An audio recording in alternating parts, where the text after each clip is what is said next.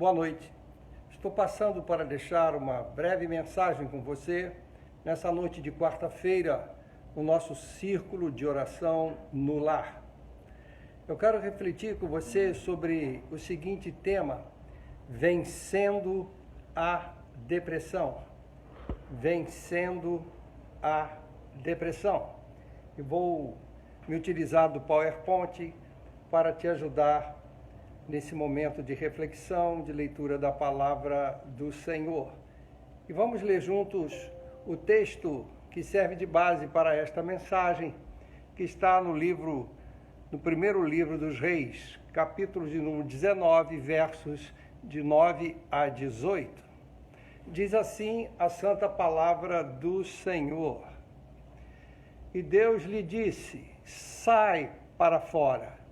Deus está falando com o seu servo, Elias. Ele tinha se enfiado dentro de uma caverna, porque ele estava com medo. E ele, inclusive, desejou a morte, porque a mulher do rei Acabe, Jezabel, tinha prometido persegui-lo e matá-lo. E Elias acabara de ter uma grande demonstração do poder de Deus, quando Deus se manifestou e fez descer fogo do céu diante dos sacerdotes de Baal. Então era um homem de Deus, um homem usado por Deus, um homem ungido de Deus. E mesmo assim chegou num limite de emoções em que ele pediu o fim da sua própria vida e acabou se enfiando dentro de uma caverna. E é nesse momento que o texto nos relata o seguinte: Deus fala com ele e lhe disse: sai para fora. Aí não é lugar de ninguém ficar, né, dentro de caverna. Sai para fora, vem para fora. E põe-te neste monte perante o Senhor. E eis que passava o Senhor, como também um grande e forte vento que fendia os montes e quebrava as penhas, ou seja, as pedras, né, diante do Senhor. Porém, o Senhor não estava no vento. Então, a primeira demonstração de poder de Deus sobre a natureza, ele mandou que acontecesse esse vendaval. O Senhor é o dono de tudo, é o soberano. E aí, nesse grande e forte vento, que até as pedras rachavam, as montanhas, né, as rochas, mas nesta força toda, mas Deus não estava nesse grande e forte vento. Continuando. E depois do vento, um terremoto. Também o Senhor não estava no terremoto. Então, nem no grande e forte vento, nem no terremoto, que são demonstrações de poder, né? Utilizando os fenômenos da natureza, o Senhor não estava presente ali. E Elias lá dentro da caverna, e Deus mandando ele vir para fora, não é? Continuando, diz assim: e depois do terremoto, um fogo, ou seja, o terceiro fenômeno, um fogo. Porém, também o Senhor não estava no fogo. E depois do fogo, olha que diferença, que contraste. Uma voz mansa e delicada. E sucedeu que, ouvindo-a, Elias envolveu o seu rosto na sua capa e saiu para fora e pôs-se à entrada da caverna. Então Deus estava no que há de mais suave, numa brisa, onde ele ouviu a voz mansa do Senhor, e ali logo ele usou a capa para esconder o rosto, porque ele sentiu a presença santa do Senhor. Ele era um homem que temia ao Senhor. E o texto termina dizendo: e eis que veio a ele uma voz que dizia: que fazes aqui, Elias? Ou seja, aí não é o teu lugar, meu servo. O que você está fazendo aí dentro dessa caverna? Essa voz que veio nessa brisa suave, essa voz mansa do Senhor, falou com ele. Quando ele estava deprimido, triste, abatido, por causa das ameaças de Jezabel, a mulher do rei Acabe. Mesmo ele tendo visto com seus próprios olhos que Deus ouviu a sua oração, mandou descer fogo do céu e derrotou os 450 sacerdotes do ídolo Baal, um falso Deus. Mesmo sendo um homem usado por Deus, um profeta de Deus, ele ficou com medo e ele foi para dentro de uma caverna. Nós somos seres humanos. Não existem super-homens nem super-mulheres de Deus. Aprendam isso. E é nesse momento que o Senhor fala com ele, de forma carinhosa, suave, vai chegando perto dele e vai falando com ele.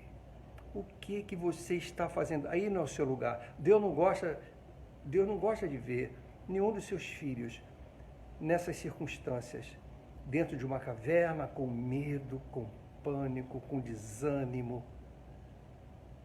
Aí não é o lugar do servo de Deus. Saia daí. Continuando o texto sagrado, e ele disse, olhe bem o que o profeta Elias disse para o Senhor. E ele disse, diz assim o texto sagrado, e ele disse: eu tenho sido em extremo zeloso pelo Senhor Deus dos exércitos, porque os filhos de Israel deixaram a tua aliança. Ou seja, o povo de Deus estava cultuando a falsos ídolos, inclusive a Baal. Romperam aquela aliança de ter ao Senhor como o único Deus da vida deles. Então é isso que o profeta está dizendo para o Senhor. Os filhos de Israel deixaram a tua aliança, derrubaram os teus altares e mataram os teus profetas à espada. E só eu fiquei. Quer dizer, isso na visão dele, ele achava que só ele tinha ficado vivo, só eu fiquei. E buscam a minha vida para tirarem de mim, para me matarem. E o Senhor lhe disse: vai, volta pelo teu caminho para o deserto de Damasco. O Senhor falou com ele: volta para o caminho onde você estava caminhando, onde eu tenho uma missão para você. Sai daí. Ele achava que ele estava sozinho, que não tinha mais ninguém com ele, que todos os que estavam ao lado dele foram mortos, todos os profetas, todos os servos que honravam a aliança com Deus estavam mortos. Por isso que ele estava tão deprimido, se sentindo isolado, sozinho, sem um companheiro, sem um amigo, sem comunhão com os servos de Deus. Continuando o texto sagrado, e chegando lá, olha a missão que Deus deu para ele. E chegando lá, unge a Azael, rei sobre a Síria. Também a Jeú, filho de Ninsi, ungirás rei de Israel. Ungirás rei de Israel. E também a Eliseu, filho de Safate, de Abel-Meolá, ungirás profeta em teu lugar. Também deixei ficar em Israel 7.000. Todos os joelhos que não se dobraram a Baal e toda a boca que não o beijou. Coisa interessante. Deus está dizendo para ele que tinha uma missão para ele. Ele ia ungir o rei da Síria, o rei de Israel, e ia ungir o seu substituto. E Deus dá o nome de todos eles aí. Ele tinha uma missão para fazer. Ele era um profeta, um servo do Senhor. E Deus ia usá-lo para ungir esses 3 homens. O rei da Síria, o rei de Israel e o seu substituto como profeta em Israel, que foi Eliseu. Eu tenho missão para você. Sai dessa caverna. E ele dá mais uma informação muito importante. Olha só, lá no finalzinho do texto, me acompanhem. Deixei ficar em Israel 7.000. 7.000 homens fiéis que não se dobraram, nem beijaram a estátua de Baal. Você não está sozinho, não. Você não está sozinho. Como é bom saber isso, né, irmãos? E aí, o profeta se levanta e o profeta vai à missão e vence a depressão. Vence aquele momento de tristeza profunda, que ele chegou a pedir a sua própria morte. Um homem de Deus. Então, queridos, não julgue as pessoas porque elas estão tristes ou deprimidas. Não ache que as pessoas que são espirituais, maduras, não possam ter momentos de enfermidade na alma e de cair em profunda depressão. Mas agora eu quero apontar para você do texto alguns pontos que eu vi assim como pontos que vão nos ajudar a vencer isso. E ajudaram o profeta a vencer. Primeiro, ouvir a Deus. Quando a voz de Deus, mansa e suave, chega junto do seu profeta, do profeta Elias, aí começa a mudança. Sabe, queridos, o texto deixa bem claro que o Senhor, de forma mansa, numa brisa, fala com seu filho.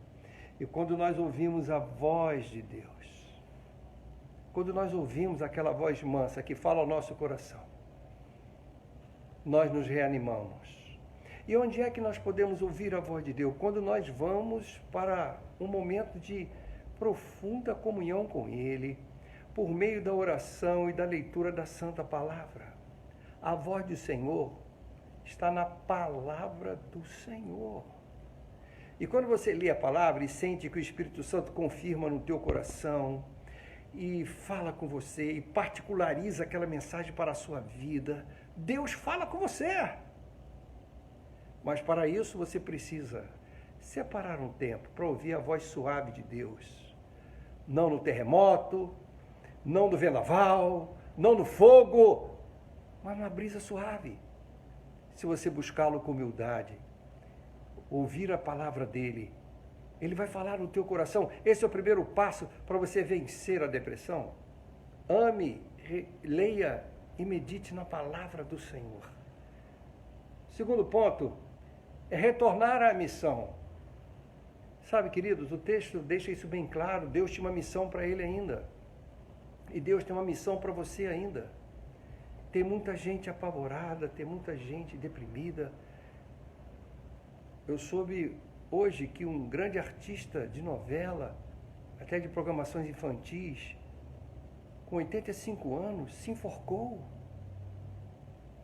E declarou na carta que deixou que a vida dele não valeu a pena. Sabe, queridos, quando nós temos uma missão meramente terrena, a nossa vida não vale a pena. Se eu tenho uma missão de fazer filhos e netos, eu estou igualzinho aos demais animais. Enchi a barriga de coisas gostosas, enchi a geladeira, depois esvazia, enche, esvazia, enche. Isso é vida. A nossa vida é para isso. Por isso que muita gente fica deprimida à medida que vê que o tempo está acabando, vem as enfermidades. A vida não pode ser só para isso. Enquanto você não entender o privilégio que você tem de, como filho de Deus, de ter uma missão espiritual, o reino de Deus. Deus tem missão para você. Isso tira a gente da tristeza, porque Deus me valoriza. E Ele disse, eu quero, meu filho, te usar. Você vai ser um ungidor. Você vai ungir pessoas. Você vai abençoar pessoas. E na palavra dele nós encontramos essa missão. Para nós testemunharmos do amor do Senhor Jesus Cristo, como Ele transformou minha vida. E você vai ver esse poder transformador, transformando a vida de pessoas ao seu redor. Como você pode ficar abatido com isso? Vendo o poder de Deus realizar maravilha na sua frente, na vida de pessoas que você comunica o Evangelho e elas creem por causa do teu testemunho. Essa é a nossa missão. E Deus está te chamando para você ungir pessoas com a mensagem. Porque o Espírito Santo vem e entra nesse coração e unge essa pessoa. Você apenas comunica, testemunha do que Jesus fez por você. Retornar à missão. Há muitos que ficam apenas numa atividade religiosa. Esquece da sua missão. Esse é o segundo passo importante, a missão que Deus deixou para você. Que não é uma missão de ir à igreja, ao templo, melhor dizendo, né? Ir ao templo, voltar para casa. Ir ao templo, voltar para casa. Não, não é essa a missão. Contribuir, dar dízimos, ofertas, ajudar aqui, ajudar ali. Não é essa a missão. Ultrapassa isso.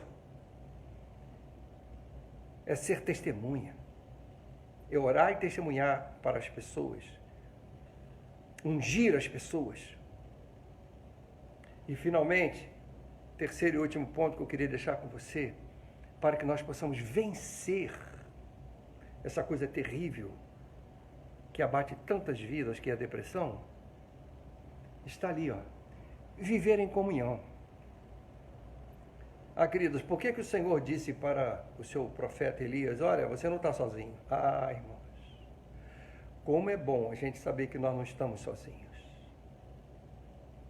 Que há companheiros orando conosco, e quando nós estivermos vacilando, caindo, tem alguém para nos sustentar e segurar a nossa mão. Como é bom saber que temos uma família de fiéis, que não se dobra o joelho para este mundo, para os prazeres desse mundo, para os encantos desse mundo, para as seduções desse mundo. Não dobramos o joelho para isso, porque o nosso ídolo não está aqui. Nós temos um único e verdadeiro Deus. Nós idolatramos, adoramos e amamos ao Senhor. Aquele que criou os céus e a terra. Que preparou um reino para mim e para você. Onde habita a justiça. Onde habita o amor verdadeiro. Esse é o reino de Deus. Ele preparou para nós. E nos amou tanto que deu o seu próprio Filho por nós. Que coisa maravilhosa sermos tão amados. Nós não estamos sozinhos. Por isso que a igreja é tão importante, os pequenos grupos, a comunhão. Porque a comunhão, ter gente do lado, orando conosco, ouvindo as nossas dores, nos compreendendo, nos abraçando, é tão importante. Por mais importante que sejam os meios tecnológicos, e eles o são verdadeiramente, mas nada como estar orando junto, do lado, ouvindo a voz, direta, olho no olho, abraçando e chorando com seu irmão, com a sua irmã. Comunhão, nós não estamos sozinhos nesse mundo, Deus seja louvado. Por isso, queridos, eu quero encerrar, reprisando os 3 passos que você precisa fazer para nos livrarmos desse sentimento de depressão, de tristeza, de abatimento, que devido às circunstâncias dessa pandemia podem estar envolvendo muitas vidas. Nós somos humanos. Primeiro passo, ouvir a Deus. Vai à palavra de Deus. Vai lá. Leia devagar e fala, Deus, fala comigo, como o Senhor falou com Elias. Fala comigo, Senhor.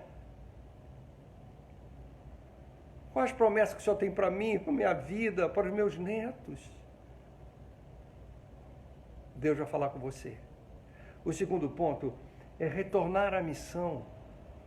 Não deixe que os envolvimentos com atividades religiosas, que são boas, são importantes, eu gosto muito, mas esses envolvimentos não podem tirar o tempo precioso que você tem que testemunhar, a começar na sua família. Não vai querer ganhar o mundo para Jesus e perder seus filhos, perder seus netos, não vai fazer isso. Você tem que ter tempo, cumprir a missão a partir do seu lar, sua parentela, seus vizinhos, seus colegas de trabalho, seus colegas de escola. Você tem uma missão, Deus te valoriza e está te chamando, sai daí, o que você está fazendo aí? Aí não é teu lugar. Quero você lá fora ungindo as pessoas por meio do Evangelho. E finalmente, terceiro passo, viver em comunhão, não se isole.